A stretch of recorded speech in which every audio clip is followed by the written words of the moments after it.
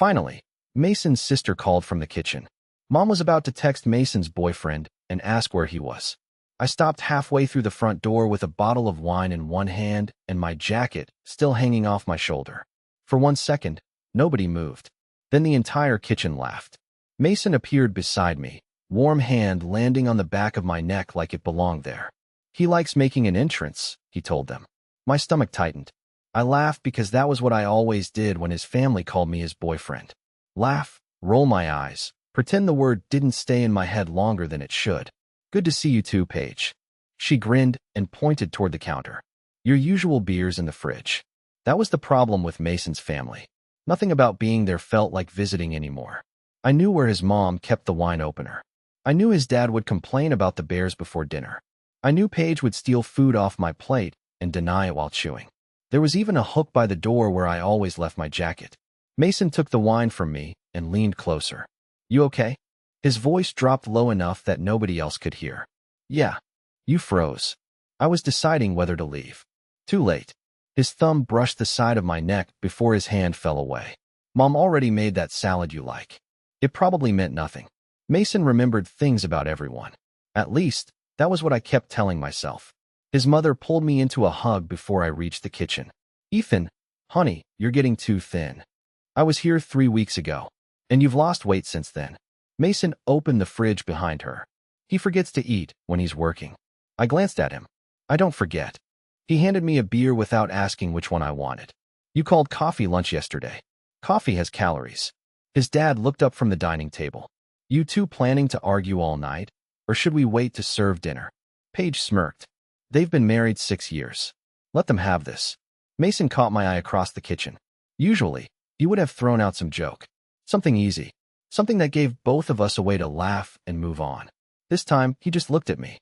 A second too long. Maybe 2. Then his mouth curved, but it wasn't quite a smile. Only 6, he murmured. Heat climbed up my neck. I looked down at my bottle like the label had suddenly become fascinating.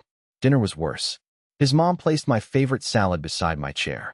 His dad asked whether Mason and I were driving home together for Christmas. Paige wanted to know which one of us had picked the terrible throw pillows in Mason's apartment. Nobody asked whether we were dating. They talked like the answer had already been settled. I told myself they were joking. Families did that. Friends got teased. It wasn't a big deal. Then Mason's grandmother arrived late. She crossed the room slowly, ignored everyone trying to take her coat, and came straight to me. Her small hand wrapped around mine. Ethan, she said, smiling up at me. I'm so glad Mason finally found the right person. The room went quiet. My chest tightened so fast I forgot how to breathe. I looked at Mason, expecting him to laugh. He didn't. He was already watching me. I should have laughed. That was what Mason and I always did when someone made it sound like we were more than friends. But his grandmother was still holding my hand, and Mason was still looking at me like he was waiting to see what I would do. Grandma. Paige finally cut in, trying not to smile. You cannot just announce things like that. I did not announce anything. She patted my hand. I have eyes. Everyone laughed again, and the room started moving. Chairs scraped. Mason's dad reached for another plate. His mother asked if anyone needed more wine. Normal sounds. Normal dinner. Except Mason had not looked away. I gave him a small smile, hoping it looked casual. Your family is getting bold. He leaned back in his chair. Getting? That should have been easy to answer. Instead, I thought about the first time his family met me, 6 years earlier, when Mason and I were both working at a coffee shop near campus. He handled customers because he could make anyone like him in under 30 seconds. I stayed near the espresso machine and fixed every drink he entered wrong. One afternoon, he handed a woman an iced latte instead of a hot one, then blamed me with such confidence that she apologized to him. You are unbelievable, I told him after she left. He stole a cookie from the display case and broke it in half. And yet, you keep showing up. That became our thing. Showing up. When my car died at midnight, Mason drove 40 minutes to get me. When he failed an anatomy exam and refused to tell anyone, I sat with him in a 24-hour diner until he finally admitted he was scared he had picked the wrong career. When I moved into my first apartment, he built my cheap bookshelf wrong, took it apart, then stayed until 2 in the morning fixing it. Somewhere along the way, he got a key to my place. I got a drawer in his kitchen. He started keeping the coffee I liked even though he hated it. I ended up with 3 of his hoodies and no memory of taking any of them. People noticed. Of course they did. Our friends called us an old married couple. Mason would throw an arm around me and grin. We are saving everyone else the trouble. I always rolled my eyes. Always laughed. Always ignored the stupid pull in my chest. Because Mason was like that with people. Warm. Easy. Affectionate. It meant nothing. That was the rule I had built my entire friendship around. Back at the dinner table, his mother passed me the salad before I could reach for it. Mason quietly moved the bowl closer anyway. His fingers brushed mine. Neither of us pulled back immediately. It was barely a second. Maybe less. But his eyes dropped to our hands, then lifted to my face. You still have my gray hoodie? The question came out soft, almost private. Probably. You wear it. Sometimes. The corner of his mouth moved. Good. My pulse stumbled. I picked up my fork just to give my hand something to do. Paige watched us from across the table with the expression of someone trying very hard not to say anything. Mason turned toward his plate, but his knee stayed pressed against mine under the table. He did not move it. Neither did I. And for the first time, I wondered whether all those years of joking had only worked because neither of us had ever asked the obvious question. After dinner, Mason's mother decided we needed a family photo. Not wanted. Needed. She started moving people around the living room with the kind of authority nobody argued with. Mason's dad stood near the fireplace. Paige dropped onto the arm of the couch. His grandmother took the center seat and immediately complained that everyone was too tall. I stayed near the hallway, holding my empty beer bottle and trying to look useful. Ethan, get over here, Mason's mother called. You are in the picture. I laughed once. I am not technically family. That has never stopped you before. Paige pointed at the open space beside Mason. Your spot is obvious. Mason looked at me, one hand in his pocket. He did not make a joke. That made it worse. I crossed the room and stood beside him. Too close to be casual. Not close enough to explain why my whole body felt tense. His mother lifted her phone, frowned at the screen, then waved us together. Closer. You look like co-workers. Paige snorted. They do not act like co-workers. Paige, Mason warned. But there was no real edge in his voice. I expected him to step away. Instead, his hands settled against my lower back. Warm. Steady. Familiar enough that nobody else reacted. His thumb shifted once through the fabric of my shirt, and my stomach dropped. It could have been accidental. That was what I told myself. Then he pulled me half an inch closer. Smile, his mother ordered. The phone flashed. Mason's shoulder pressed into mine. I could feel the quiet rise and fall of his breathing. Nobody moved right away after the picture. His hand stayed where it was. For 1 second, maybe 2, the room seemed to narrow around us. Then Paige walked over and grabbed the phone from her mother. Let me see. She studied the screen, then slowly looked up. You two seriously still have not figured this out. The room went silent. Not completely. The television was still playing low in the background. Someone's ice shifted in a glass. But nobody laughed. That was the part one noticed. Mason's hand left my back. I turned toward him, ready for the usual response. Something easy. Something like, we are just saving everyone else the trouble. Instead, he looked at me. His expression changed for half a second. Softer. Almost nervous. Then he glanced away. It is a good picture, he muttered. Paige's eyebrows went up. That is not what I asked. Mason's mother took the phone back before the moment could stretch any further. Leave them alone. But she was smiling. I stepped toward the kitchen and threw away my bottle, mostly because I needed a reason to move. My chest felt too tight. Mason had been touched by his family before, teased before, called my boyfriend before. He always laughed, always gave us both an exit. Tonight, he had not. A few minutes later, we said goodbye and headed to his car. The air outside was cold enough to clear my head, but not enough to quiet it. Mason unlocked the doors, then stood beside the driver's side without getting in. Ethan. I looked over. His eyes stayed on mine longer than they had all night. Does it bother you when they say that? Does it bother you when they say that? Mason repeated. The parking lot suddenly felt too quiet. I shoved my hands into my jacket pockets and looked toward the street. No, the answer came too fast. Mason noticed. Of course he did. He leaned against the car door, watching me with that calm, unreadable look that always made me feel like he could see the part of the truth I was trying to hide. No. They are joking. That was not my question. My chest tightened. I forced a shrug. It does not bother me. Mason looked down for a second, jaw shifting like he was deciding whether to keep going. Then he opened the car. The drive back to my apartment started in silence. Usually, Mason filled quiet spaces without trying. Music, bad jokes, complaints about traffic. Tonight, he kept both hands on the wheel and stared straight ahead. At a red light, he finally spoke. Would it bother you if people actually believed it?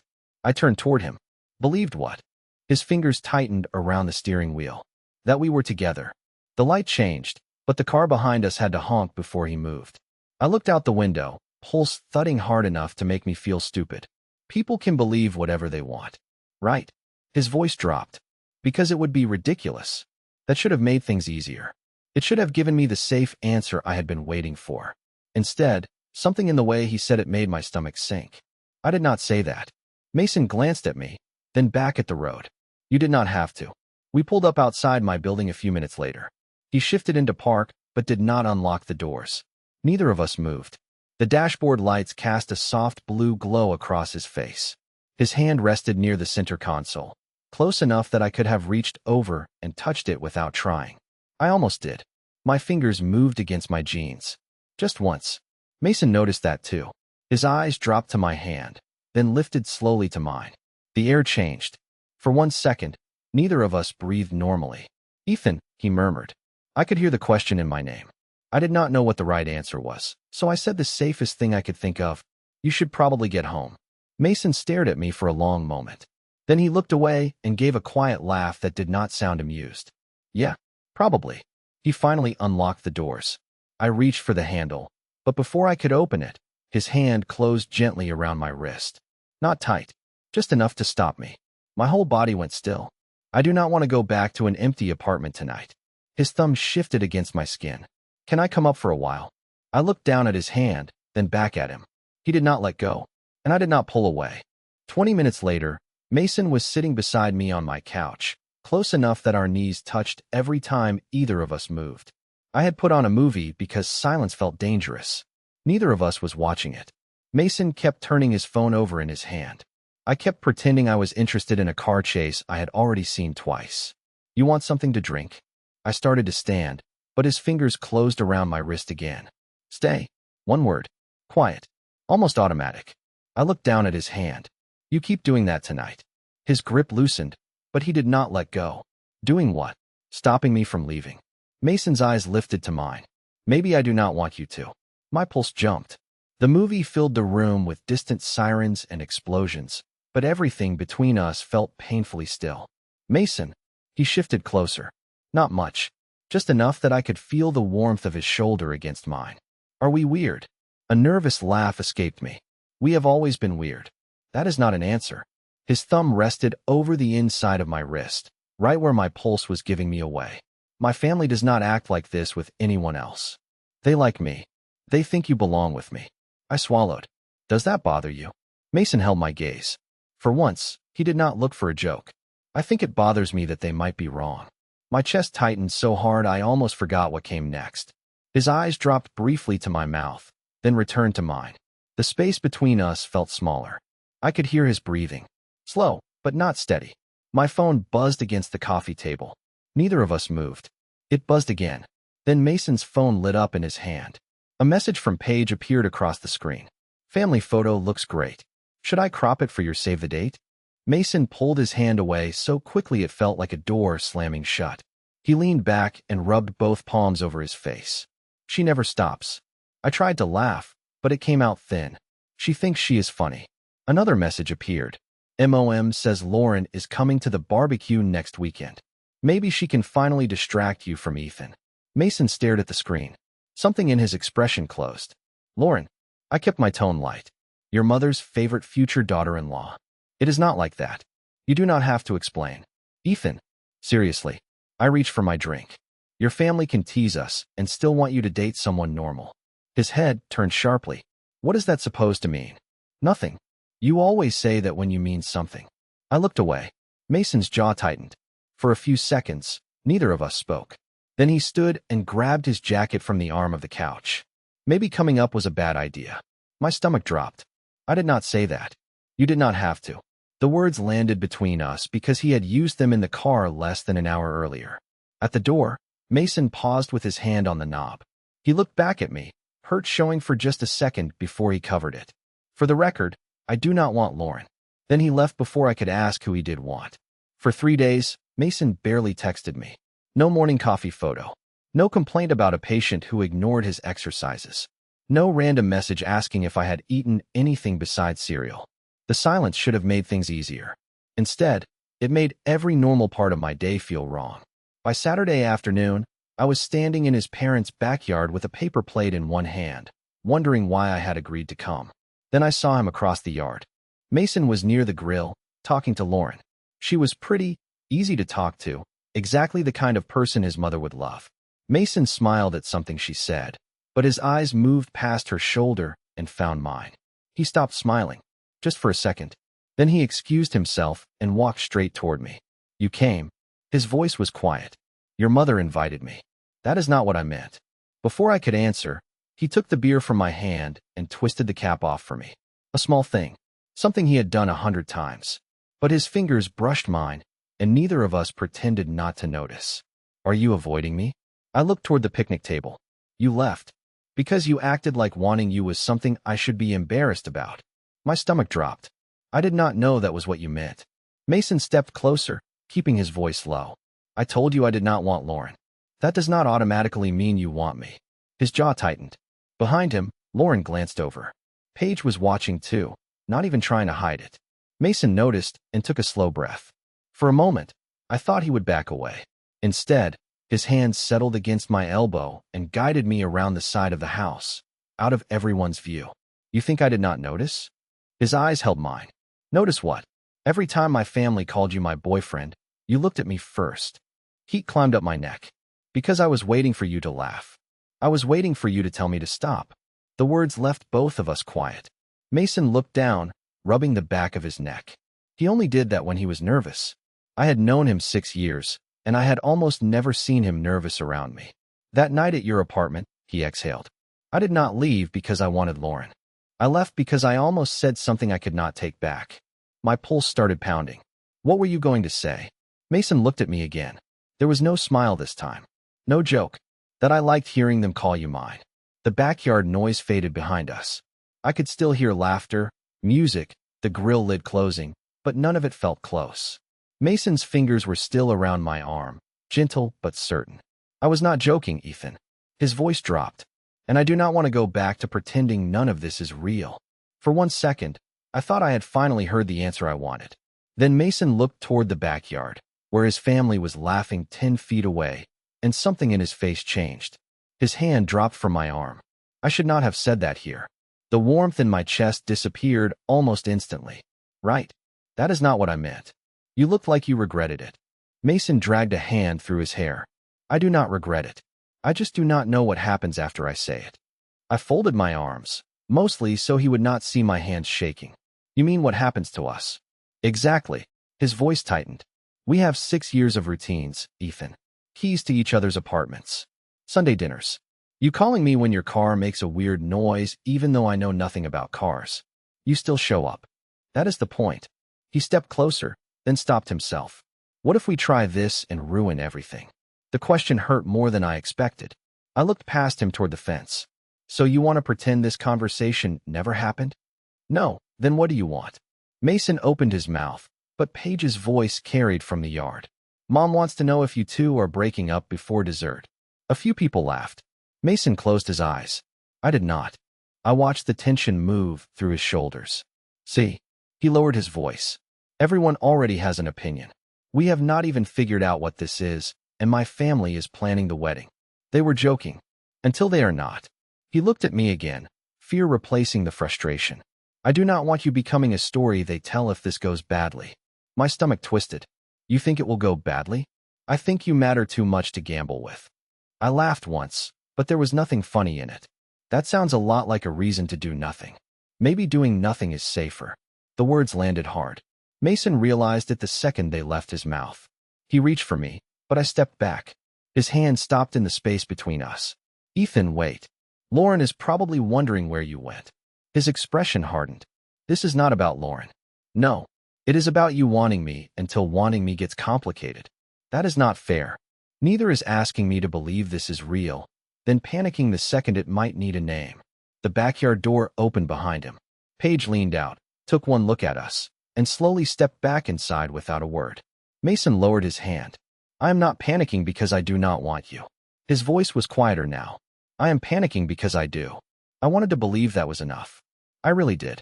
But he still looked like someone standing at the edge of something, trying to decide whether I was worth the fall. Then figure out what you are asking me for, I whispered.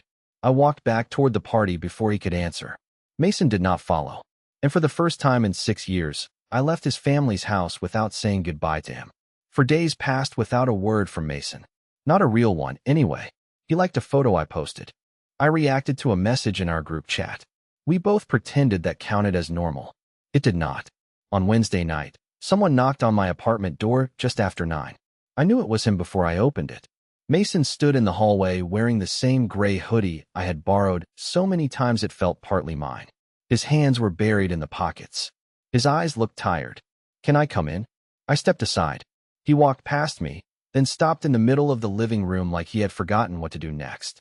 Usually, he dropped onto the couch, opened my fridge, complained about my thermostat. Tonight, he just stood there. You disappeared, he finally said. I leaned against the counter. You asked for space. No. I got scared and said something stupid. That is not the same thing. Mason looked down. His jaw tightened. I kept waiting for you to text. I kept waiting for you to decide whether I was worth the risk. His eyes lifted fast. That is not what this is. Then tell me what it is. Silence. The refrigerator hummed behind me. A car horn sounded somewhere outside. Mason pulled one hand from his pocket, then put it back like he did not know where to place it. I know how to be your friend, he said. I know when you need coffee. I know when you are lying about being fine. I know you hate phone calls, but you will answer mine at 2 in the morning. He took a breath. I do not know how to be more without ruining all of that. You already made it more. He went still. I pushed away from the counter. Every time you touched me and left your hand there. Every time you looked at me after your family made a joke. Every time you acted jealous and then called it nothing. I stopped a few feet from him. You cannot do all that and then ask me to go back to normal. I know. His voice cracked slightly. He rubbed a hand over his face. I tried. My chest tightened. Tried what? Going back. Mason met my eyes. I went 3 days without texting you. It was miserable. I drove past your building twice and kept going because I thought giving you space was the right thing. He let out a quiet breath. It was not. Neither of us moved. Then Mason stepped closer. Slowly, giving me time to back away. I do not want safe if safe means pretending I do not want you. My hands felt unsteady, so I folded them across my chest. And what happens when your family starts asking questions? I answer them. When our friends make it weird, they will get over it. He was close enough now that I could see the tension around his eyes. And if this changes everything? Mason pulled his keys from his pocket. He placed my spare key in my palm, then closed my fingers around it. His hand stayed over mine. Everything already changed. I looked down at our hands. Are you giving this back? No, his thumb moved once across my knuckles. I am asking if I can keep it for the right reason. My throat went tight. Which reason is that? Mason held my gaze. No smile. No escape. Because I want to be the person who comes home to you, not the friend who keeps pretending he does not. I looked at the key in my hand, then at Mason's fingers still covering mine. You make that sound dangerously close to a relationship. His mouth twitched. That is because I am trying very hard to ask you for one. A laugh slipped out of me before I could stop it. Not because it was funny. Because 6 years of wanting something had somehow led to Mason standing in my living room, nervous enough to keep checking my face like I might disappear. You are terrible at this, I told him. I know. You made me wait 4 days. I know. You let your sister think we were breaking up before we had even started. That finally made him smile. Small.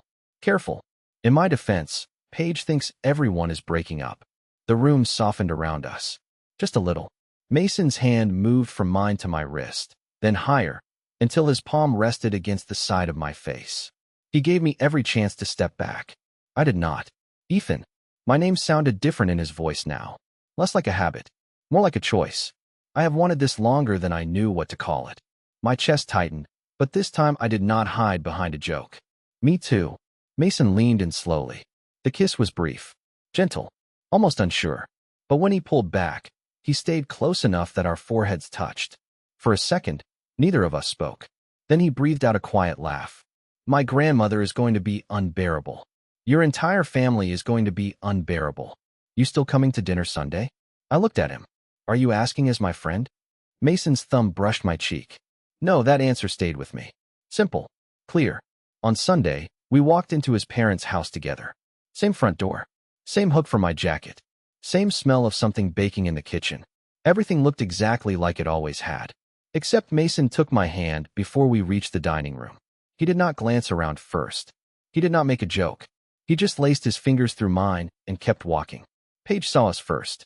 Her eyes dropped to our hands, then lifted to Mason's face. Finally, she said. Mason rolled his eyes. You get one. I have earned at least 12. His mother came around the corner carrying a bowl, looked at us, and smiled like she had been waiting for us to catch up. Nobody made a big speech. Nobody asked for an explanation. His dad moved my usual chair closer to Mason's without saying anything. His grandmother patted the seat beside her and whispered, I told you. Mason squeezed my hand under the table. I squeezed back. The strange part was how normal it felt. We still argued about football. He still stole food off my plate. I still reminded him he had left his phone in the kitchen. The routine did not disappear when we stopped pretending. It just became honest. I used to think the dangerous part was everyone believing Mason and I were together. I was wrong. The dangerous part was how long we had let fear convince us that choosing each other would ruin what we had. It did change everything, just not in the way we were afraid of.